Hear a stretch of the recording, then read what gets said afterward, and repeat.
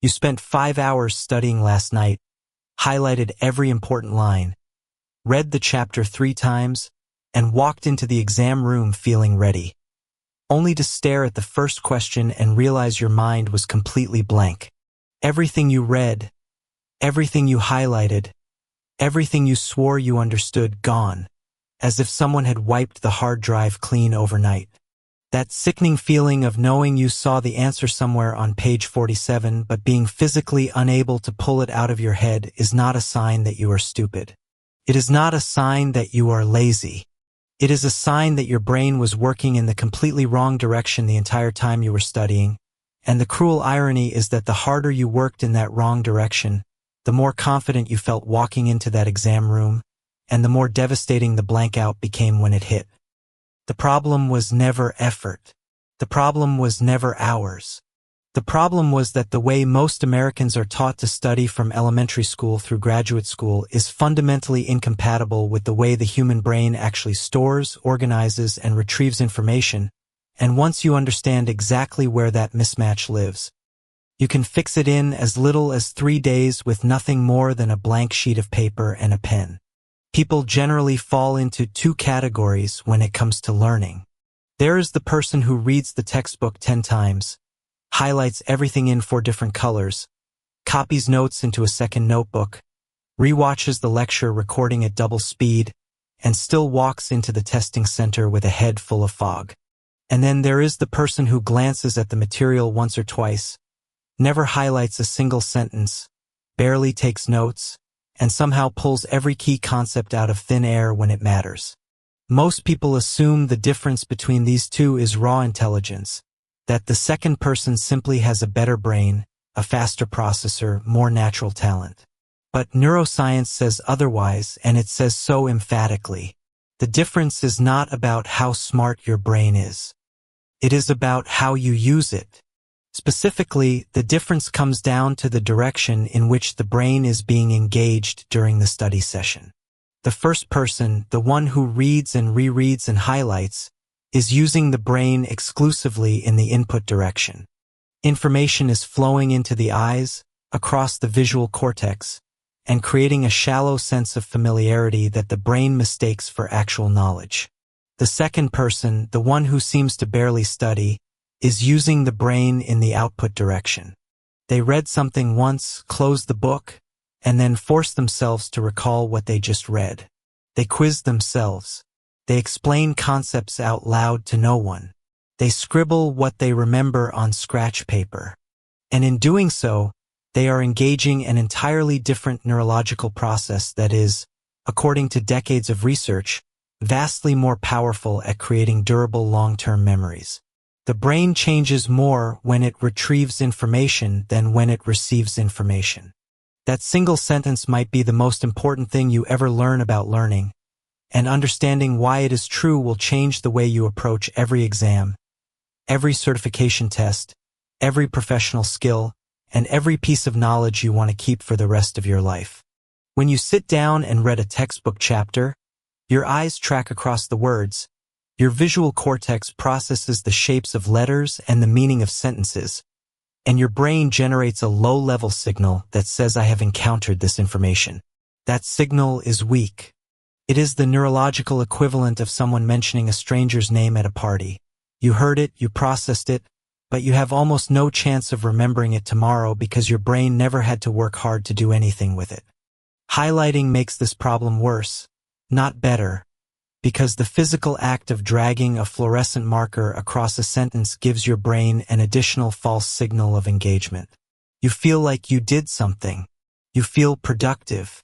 You can see the evidence of your labor in bright yellow streaks across every page.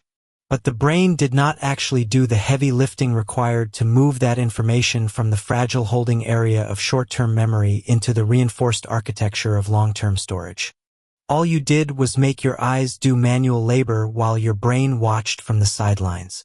Now contrast that with what happens when you close the book and try to recall what you just read. Suddenly the brain is in a completely different mode.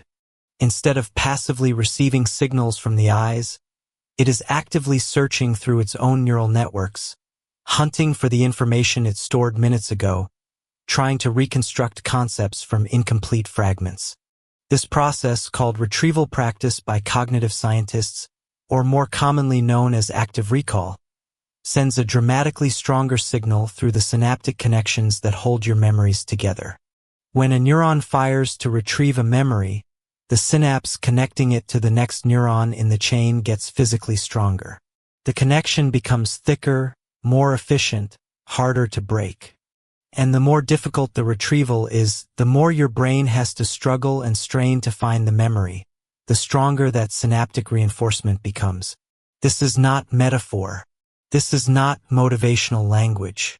This is measurable, observable, physical change in the structure of your brain, and it only happens when you force the brain to pull information out rather than push information in.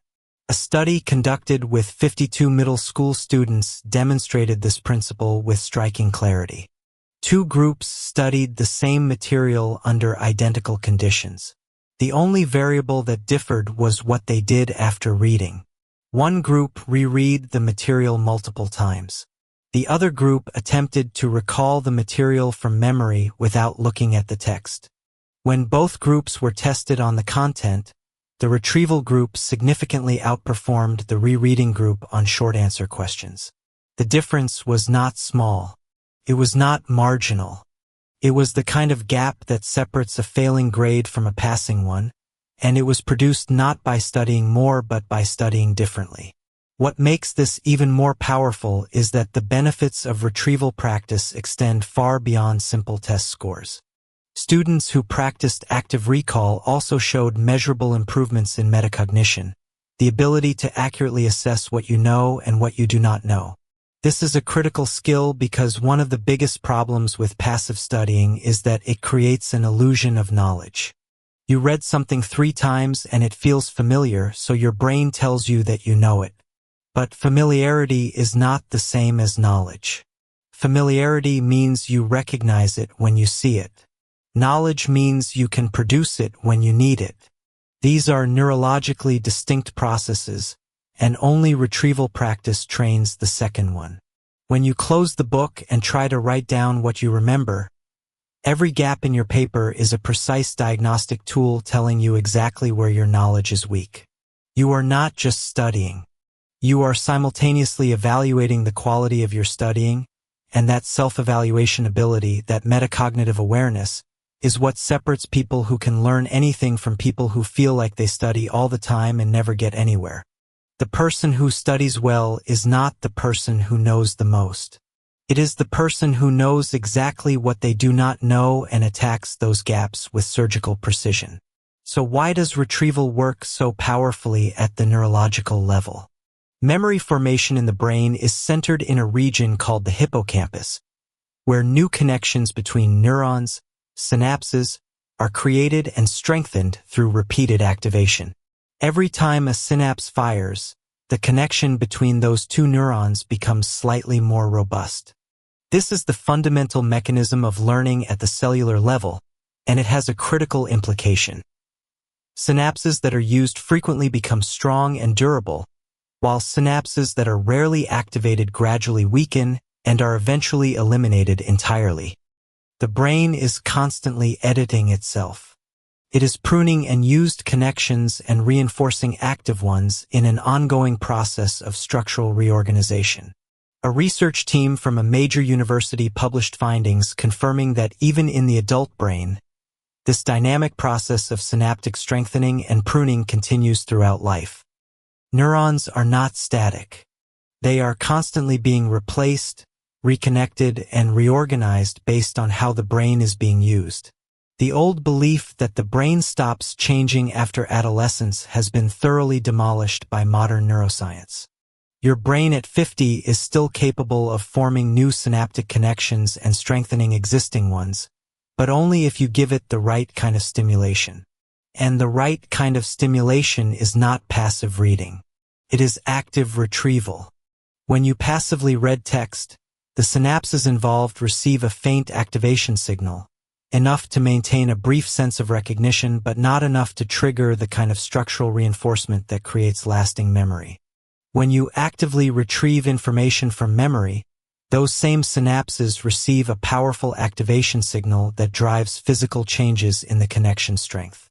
The brain interprets the difficulty of the retrieval as a signal of importance. Information that was hard to find must be important, the brain reasons, so it allocates more resources to strengthening the pathways that lead to that information. This is why struggling to remember something is not a sign of failure. It is a sign that your brain is doing exactly what it needs to do to make that memory permanent. The practical application of this science is almost absurdly simple, and that simplicity is precisely what makes most people dismiss it before they try it. It is called the blank page method. After you read a section of material, a chapter, a lecture segment, a set of notes, you close everything. You put the book away. You turn off the screen. You take out a completely blank sheet of paper. And then you write down everything you can remember about what you just read. Everything. Concepts, definitions, examples, connections, sequences, arguments, whatever your brain can retrieve, you put it on the paper. The first time you do this, you will be shocked. You will read an entire chapter, feel like you understood every word of it, close the book, and discover that you can barely fill half a page. Entire sections that you swore you understood will have vanished from your memory as though you never read them at all. Concepts you highlighted in 3 different colors will be completely absent from your recall. This experience is jarring, and it is supposed to be. That shock is not a sign that something went wrong. It is the most powerful learning signal your brain can receive. When your brain discovers that its memory is full of gaps, it enters a state of heightened alertness. It becomes hungry to fill those holes. The next time you open the book to check what you missed, your brain will process that information with dramatically more intensity than it did during the first read, because now it has a specific gap to fill, a specific question to answer, a specific piece of the puzzle to locate. This targeted re-engagement is exponentially more effective than simply rereading the entire chapter from beginning to end, because the brain now knows exactly what it is looking for and will allocate focused attention to encoding precisely those missing pieces. A physician who had to memorize enormous volumes of medical literature used exactly this approach. He would read through the material once, then spend the next 10 sessions working entirely from memory, writing everything he could recall on blank paper over and over again. Each session, the pages got fuller. Each session, the gaps got smaller. By the end of the cycle, he had internalized entire textbooks, not through brute force rereading, but through the systematic practice of retrieving and checking and retrieving again. The critical insight is that the speed at which you fill the page does not matter. What matters is the number of times your brain goes searching for the information. Every search, every retrieval attempt, every moment of straining to remember strengthens the synaptic pathways that hold that memory in place. The more gaps you have at the beginning, the more opportunities your brain has to do this strengthening work, which means a mostly empty page on your first attempt is actually the best possible starting point. Now, there is a common mistake people make when they try the blank page method for the first time, and it is critical to avoid it. When you hit a gap, when you cannot remember something, the instinct is to immediately open the book and check. Resist that instinct. Sit with the discomfort. Stay in that state of not quite remembering for an extra 30 seconds, 60 seconds, 2 minutes. Try to pull the information out from a different angle. Think about what came before and after the missing piece. Reconstruct the context. Make your brain work for it. That uncomfortable period of struggling to retrieve a memory that is just barely out of reach is, according to the research of psychologist Robert Bjork, the single most effective learning moment in the entire study process. Bjork called this concept desirable difficulties, the principle that learning which feels easy produces weak memories, while learning which feels difficult produces strong ones. When studying feels smooth and effortless, when the words flow past your eyes without resistance, your brain is not being challenged and is therefore not changing. When studying feels hard, when you are squinting at a blank page trying to remember a concept that you know you read 20 minutes ago, Your brain is working at maximum capacity, rewiring itself in real time, building the exact neural architecture that will allow you to pull that information out effortlessly in the future. The discomfort is the process. The struggle is the point. The frustration of staring at a blank page is not evidence that you are failing. It is evidence that you are succeeding in the most neurologically meaningful way possible. So do not rush to fill the gaps by looking at the book. Let your brain wrestle with the emptiness. Let it fail. Let it try again. And only after you have genuinely exhausted your retrieval effort should you open the material, identify what you missed, encode it with focused attention, and then close the book and try to retrieve everything again. Each cycle of retrieve-check-retrieve makes the memory measurably stronger, and the gaps that caused you the most frustration during retrieval will ironically become the strongest memories in your long-term storage, precisely because your brain worked the hardest to encode them. Equally important to how you retrieve is when you retrieve. The German psychologist Hermann Ebbinghaus discovered what is now known as the forgetting curve, a mathematical description of how quickly newly learned information decays from memory over time. The curve is steep and merciless. Within 20 minutes of learning something new, you have already lost roughly 40% of it. Within 1 hour, more than half is gone. Within 24 hours, approximately 70% has evaporated. Within a week, you are left with fragments, and within a month, almost nothing remains unless the memory has been actively reinforced. This is why cramming the night before an exam produces such poor results. You can pour 12 hours of reading into your brain on Sunday night, and by Monday morning, the majority of what you read has already faded below the threshold of retrievability. The information is technically still in there somewhere, the synaptic connections were made, but they were so weak and so fragile that they cannot be activated on demand. The key to defeating the forgetting curve is spaced repetition, the practice of revisiting information at strategically timed intervals designed to catch the memory just as it is beginning to fade, but before it has disappeared entirely. The optimal time to retrieve a memory is at the moment when it has become slightly fuzzy, slightly uncertain, slightly difficult to access. If you retrieve it too early, when it is still fresh and vivid, the retrieval is too easy to produce much synaptic strengthening. If you retrieve it too late, after it has faded almost completely, you are essentially learning it from scratch rather than reinforcing an existing connection. But if you retrieve it at that sweet spot, the moment when the memory is starting to blur but has not yet collapsed, the retrieval effort is just difficult enough to trigger maximum synaptic reinforcement while the existing connection is still strong enough to be recovered and strengthened. The practical application is a 3-day retrieval cycle. On day 1, you read the material and do your first blank page recall. On day 2, without rereading anything, you take out a fresh blank page and write down everything you can remember from yesterday's material. On day 3, you do it again. This 3-day sequence produces a dramatic transformation in memory durability. Research has shown that learners who consistently use spaced retrieval practice retain 80 to 90% of learned material even 6 months later, while learners who rely on cramming retain only 30 to 40% after just 2 weeks. The structural architecture of the brain's memory system requires both repeated retrieval and temporal spacing to move information into stable long-term storage. No amount of willpower or extended cramming sessions can override this biological constraint. You cannot force memories into long-term storage through sheer volume of input. You can only coax them there through repeated, spaced output. The timing of spaced repetition is everything.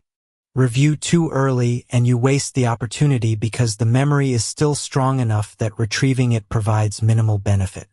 Review too late and you waste the effort because the memory has decayed so far that you are essentially starting over.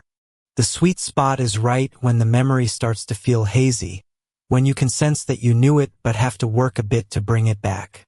At first, finding this optimal timing feels like guesswork, but after a few 3-day cycles, you will develop an intuitive sense for your own forgetting curve. You will learn to feel when a memory is ripe for retrieval, and that self-awareness becomes an incredibly powerful tool for managing your learning across any subject, any domain, any professional context. Something that almost everyone overlooks is what happens during the rest periods between study sessions, because the brain does not actually stop working when you stop studying. After approximately 90 minutes of focused learning, the brain enters what neuroscientists call an offline consolidation phase, a period during which it internally replays, reorganizes, and strengthens the neural patterns that were activated during the study session. This process typically requires about 15 to 20 minutes of genuine rest, and during this window, the brain is doing some of its most important memory work. It is transferring information from the temporary buffers of short-term memory into the more permanent structures of long-term storage. It is identifying patterns and connections that were not consciously noticed during the study session. It is essentially running a background process that organizes and files everything you just learned. But here is where most people sabotage themselves without even realizing it. When they take a break from studying, they immediately pull out their phone. They scroll through social media. They watch a short video. They check messages. And every single one of these activities floods the brain with new visual information and dopamine stimulation that directly interferes with the offline consolidation process. The brain cannot simultaneously process new incoming stimulation and consolidate recently learned material. It is one or the other. When you grab your phone during a study break, you are literally interrupting the brain's filing process, scattering the papers it was trying to organize, and forcing it to start dealing with new input before it finished storing the old input. The memories you just worked so hard to encode begin to degrade, not because of the passage of time, but because you actively disrupted the consolidation process that was supposed to protect them. The optimal study break is boring. That is the whole point.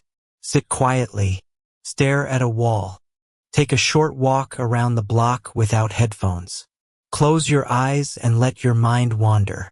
Take a brief nap if you feel like it. These activities feel unproductive, but they are among the most productive things you can do for your memory, because they give the brain the uninterrupted space it needs to complete its consolidation work. The 90 minutes on, 20 minutes off rhythm is excellent, but only if those 20 minutes are genuinely free from new cognitive stimulation. If you have built a solid study habit but have not changed your rest habit, you are undermining half of the process without knowing it.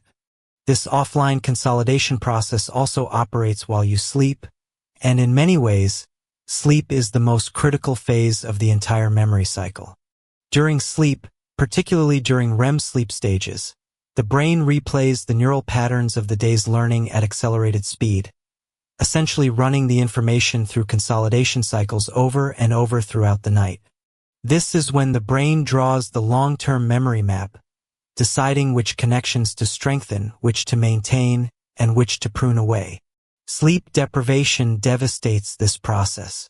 When you do not get enough sleep, your brain produces less BDNF, brain-derived neurotrophic factor, a protein that is essential for synaptic plasticity, the very mechanism that allows synapses to strengthen and memories to form. Without adequate BDNF, the synapses you worked so hard to build during the day cannot be properly reinforced during the night. You can do everything right: retrieval practice, spaced repetition, blank page method, perfect rest breaks, and still lose a significant portion of your learning if you cut your sleep short. There is a simple habit that leverages this sleep consolidation process. In the 5 to 10 minutes before you go to bed, briefly review the key concepts you studied that day. Do not reread the chapter. Do not go back to your full notes. Just glance at a summary, a few key terms, a quick outline of the main ideas.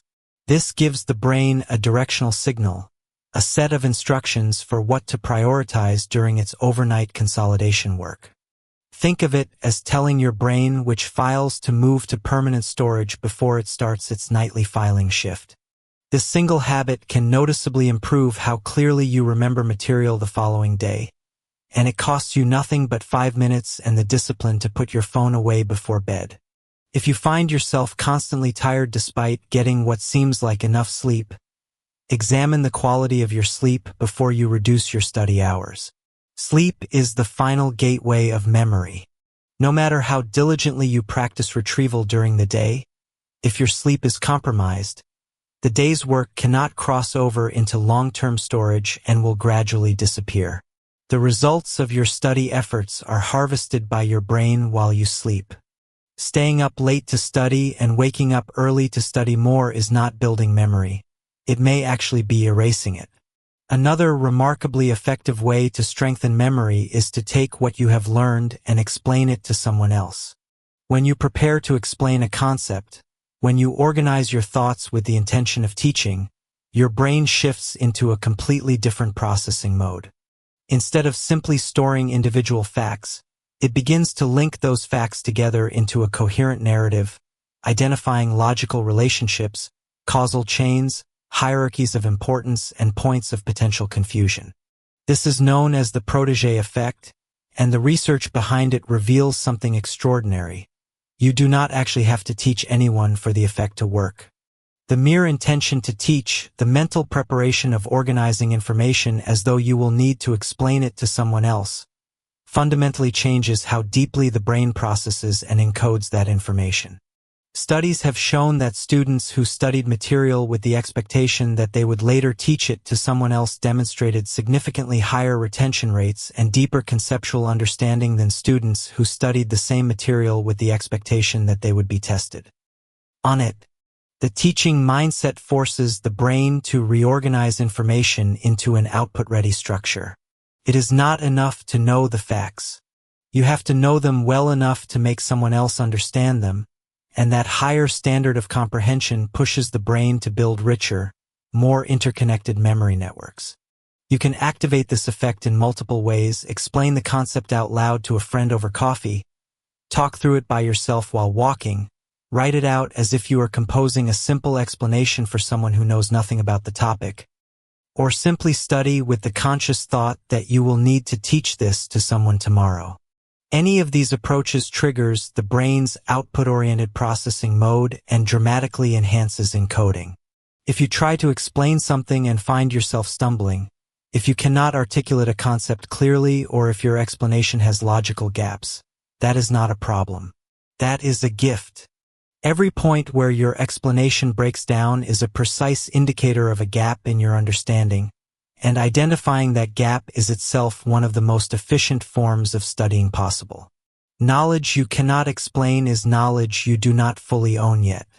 The act of discovering where your explanation fails is the act of discovering exactly what you need to study next, and that targeted approach is infinitely more efficient than rereading the entire chapter hoping that somehow the weak spots will magically strengthen themselves. Layering one more technique on top of this produces even more dramatic results. Engaging multiple senses simultaneously during the learning process. The brain treats multisensory information as inherently more important than information received through a single channel. When you read text silently, only your visual cortex is significantly engaged. When you read it aloud, both visual and auditory cortex activate. When you read it aloud while writing notes by hand, visual, auditory, and motor cortex are all firing simultaneously. And when you add spatial organization, drawing diagrams, creating flowcharts, mapping concepts visually on paper, you engage spatial processing regions as well. Each additional sensory channel creates a separate retrieval pathway in the brain, and the more pathways that lead to a single memory, the easier that memory is to access later. Think of it like building roads to a destination. If there is only one road and it gets blocked, you cannot reach the destination. But if there are 4 different roads approaching from 4 different directions, a blockage on one road is irrelevant. You simply take another route. This is exactly how multisensory encoding works in the brain. A memory that is encoded through sight alone has one retrieval pathway. A memory encoded through sight, sound, motor movement, and spatial organization has 4. When test day arrives and you need to pull that memory out under pressure, having multiple pathways makes the difference between a confident answer and a blank stare. You have probably experienced this principle without realizing it. Think about how you remember phone numbers. Often you do not actually remember the digits themselves. You remember the pattern your thumb traces on the keypad. That is proprioceptive memory, muscle memory, and it is a completely separate encoding channel from the visual memory of seeing the numbers on a screen. The same principle applies to studying. When you draw a concept as a diagram, you are creating a spatial and motor memory that exists independently of your verbal memory of reading about that concept. When you say a definition out loud, you are creating an auditory memory track that runs parallel to your visual memory of reading the words. Each channel reinforces the others, and the resulting memory network is far more resilient and accessible than any single channel encoding could produce. Now, all of these techniques need to be assembled into a practical daily structure to produce consistent results. Here is a system that integrates everything discussed so far into a single manageable routine. Divide your study time into 20-minute blocks. During the first block, read the material slowly with the intent to understand, not to memorize.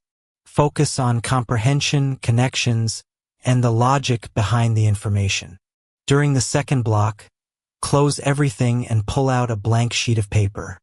Write down everything you can remember from what you just read. Do not worry about completeness or accuracy. Just retrieve as much as your brain can produce. During the third block, open the material, compare it against your blank page, identify every gap and every error, and then close the material again and do one more retrieval attempt on a fresh page. After these 3 blocks, about 60 minutes total, take a full 20-minute rest with no phone, no screen, no new information. Let your brain consolidate. Then repeat the cycle with new material or move to a different section. Before bed, spend 5 to 10 minutes reviewing just the key points from the day's sessions. Then sleep. The next day, before studying any new material, take out a blank sheet and retrieve everything you can from yesterday without looking at anything. Do the same thing the following day. This 3-day spaced retrieval structure will produce visible, measurable improvement in your memory retention. On day 1, your blank page will be sparse and frustrating. On day 2, it will be noticeably fuller. By day 3, the difference between your first attempt and your third-day attempt will be dramatic enough to serve as tangible proof that the method works. Pull out your day 1 page and compare it to your day 3 page. That visible improvement is not just satisfying, it is physical evidence that your brain has been structurally altered by the process. New synapses have been strengthened, and used connections have been pruned. The neural architecture of your memory has been physically reorganized, and you did it with nothing more than blank paper and deliberate retrieval. You do not need to start this routine with an ambitious plan. Start with 1 chapter and 1 sheet of paper. Get 1 cycle right. Build the habit. Once the habit is established, the rest follows naturally, because the brain adapts to this kind of stimulation quickly and begins cooperating with the process in ways that make each subsequent cycle easier and more productive. One more principle deserves attention before this all comes together. Everything described above works best when you give a single topic sustained, focused attention rather than bouncing between subjects. The brain needs time to build and strengthen the synaptic networks associated with a particular body of knowledge. When you switch subjects frequently, doing 30 minutes of math, then 30 minutes of history, then 30 minutes of science, each neural network gets activated just long enough to begin strengthening and then gets abandoned before the strengthening process completes. Research has confirmed that the depth and complexity of a learning task directly influences how and where the brain stores the resulting memory. When you dive deep into a single subject for an extended period, ideally 1 to 4 days of concentrated focus, the brain recognizes the sustained demand on a particular neural network and responds by moving that information into more stable, more permanent long-term storage structures. Shallow, brief engagement with many topics produces shallow, brief memories. Deep, sustained engagement with one topic produces deep, durable understanding. This does not mean you should never switch subjects. It means you should give each subject enough consecutive focus time for the brain's strengthening process to reach a meaningful threshold before you move on. Many people also make the mistake of measuring their study productivity by volume rather than by retrievability. They plan to read 3 chapters today, or finish 50 pages, or cover 2 units. But volume is the wrong metric. The right metric is, can I retrieve what I studied? If you read 3 chapters but cannot recall the key points from any of them the next day, you accomplished nothing. If you read half a chapter but can reconstruct its core arguments from memory the next morning, you accomplished more real learning in less time. The best standard for a day's study is simple. Can I write what I learned on a blank page tomorrow? Set your daily learning goal based on that standard, and accept that the amount of material you can genuinely learn in one day is probably less than you think. That is not a limitation. That is the honest pace of real neurological change. The brain grows at the speed of retrieval, not at the speed of input, and aligning your expectations with that biological reality is the single most important mindset shift you can make. Finally, none of what has been described requires any special talent, any particular intelligence level, any expensive tools, or any extraordinary amount of time. It requires 1 blank sheet of paper, 1 pen, and the willingness to close the book and face what you actually know versus what you only think you know. The gap between learning about a study method and actually using that study method is where most people lose everything. They watch the video, they nod along, they feel inspired, and then they go find another video about another study method and repeat the cycle. Knowledge about techniques accumulates while actual memory does not improve at all. Do not let that happen here. When you finish reading this, close it. Take out a single sheet of paper. Write down everything you can remember from what you just read. The forgetting curve, retrieval practice, spaced repetition, offline consolidation, the protege effect, desirable difficulties, multisensory encoding, the 3-day cycle. If you can explain these concepts without looking, your brain has already begun to change. If you cannot, that is not a failure. It is a signal that you need the paper, not another reread.